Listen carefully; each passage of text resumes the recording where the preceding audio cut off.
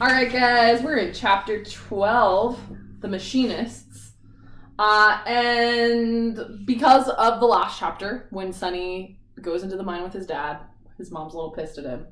So she takes all of her cooking equipment they've been using to make rocket candy, and he realizes he's going to have to kind of make amends with her to kind of figure that out.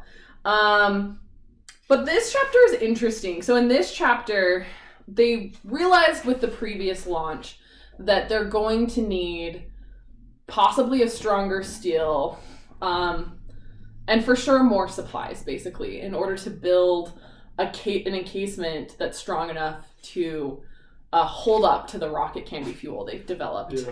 I want to point out a quote I really like in this chapter. He kind of says, like, building rockets forced me to change, like, I noticed I was changing the way I thought. Yep. Because it was such a complicated process that I had to become, like, more organized and more structured, and really, I couldn't just, like, when they started, it was just kind of like guessing and throwing things at it. And now he's realized, I really got to, like, think through this all the way. And so he tells that to Quentin, and Quentin says, "It is what I have always believed to be true. Our work with rockets will change us in ways we would not have predicted. You, for instance, have actually learned an orderly way to think. When I first met you, I would not have believed that was possible." It's like an insult. It's kind of an insult, but a compliment too. Yeah.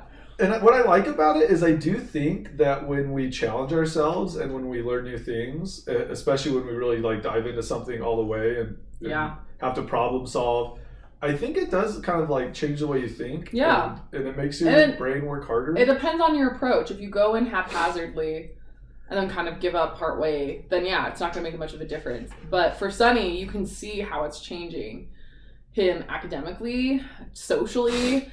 And he talks about how those, like, organized patterns are useful in his personal life. Like, he's able, manipulate's the wrong word, maybe, like, hustle people in the right way in order to get his supplies and his materials and get into the good graces of the people that he kind of needs help from. And so totally, like, if anything, this book is, like, an anthem for, like, a passion project. Like, a true passion project. Like, gone right, you know? Like, picking the right topic and, like, really pursuing something to its end. So yeah, we for sure have those realizations. And using those organizational skills, he goes to the Machinists Division for the Mind and basically says, "We're having this problem. We need some materials. Can you help us?" And the Machinists are very knowledgeable about steel, so they're immediately like, "You're probably going to need this type of steel. It's stronger, but we want some gravel." So again, it's like this weird trading thing he has to do. But it's interesting because at this point, people are more interested in being part of the Rocket Boys. Like, it's almost like cool to be part of what they're doing. So that's for sure helping them out. And so they go to the Machinists. They tell them what they want, and the Machinists are like, the head machinist is like, "I mean, I can do that for you, but you're going to have to draw, like, an actual engineering design. Like, if I give you an example, like, we need an aerial perspective, a bottom perspective, a side view, and, like, details, because we don't understand what you're asking us for." And so Sunny's also having his kind of first pass at being a kind of real engineer, where he's actually writing out and drawing actual engineering plans and designs. And even though he had that rocky bit with his dad, he goes to his dad and he tells his dad, like, "I need some gravel." And his dad kind of hums and haws at it, but the next day, the Machinists get their gravel.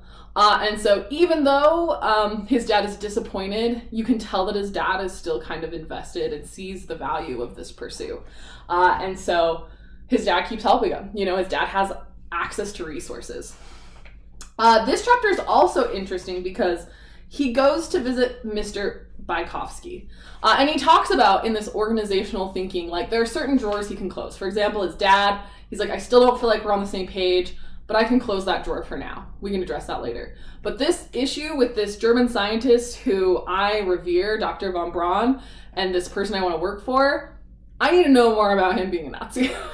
So he goes to see Mr. Bykovsky and is basically like, "Hey, like, what's the deal with this? Like, am I being a am I betraying my country, the people I love, by wanting to go work for this German scientist? And it's really interesting. Mr. Bykowski talks about forgiveness. And he talks about how is he proud that, Dr. von Braun developed these rockets for the Nazis? Like, absolutely not. Is it okay that he did it? Absolutely not.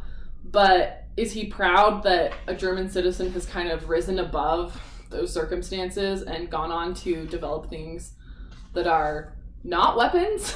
And he's kind of like, it's okay. It's okay that you want to work for him.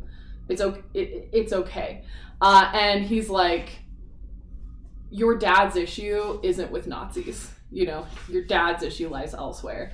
And it gets Sonny thinking about, well, why does his dad care so much? And then they launch a couple Oks, and they're up to 3,000 feet. Yeah, it's huge. It's a huge jump. Yes. That's what I was going to say next. Yeah, 3,000 feet. So the rocket candy in the right encasement has improved their almost double, triple their numbers. Yeah. So it's getting really insane how high these rockets are going now. Is there anything else you want to say about the rockets? No. Okay, cool. So they're having success there. And then at the very end of this chapter, Sonny is in the band, and so they're on a band trip, and he works up the courage to ask Dorothy to, I think, a dance. I can't remember which dance.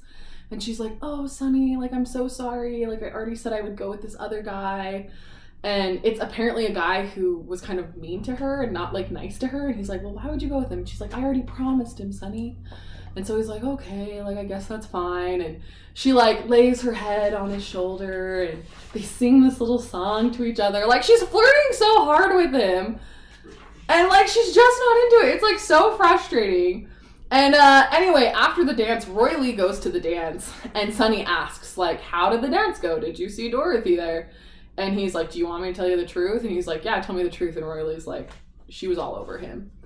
And, I don't know, Dorothy is for sure playing Sonny to a degree.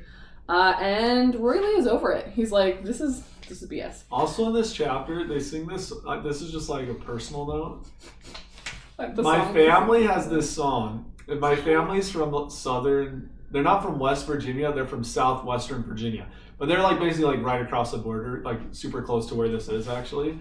And we've had this song in my family that we sing at every family reunion, every funeral, every potluck, every get together. And it's it's kind of a thing that when I was younger, I'm this is so dorky. Why do we sing this dumb song? Oh, it's cute. And I had never heard it anywhere else. It must be a Southern thing. And then in here, I'm reading and I'm oh my gosh, this is the song that my family sings. And I'm curious if it is a regional thing at all, maybe. or yeah, it was just a coincidence. Dorothy and Sonny. It was wild to be reading this and be what? That's funny. Anyway, the song "Tell Me Why."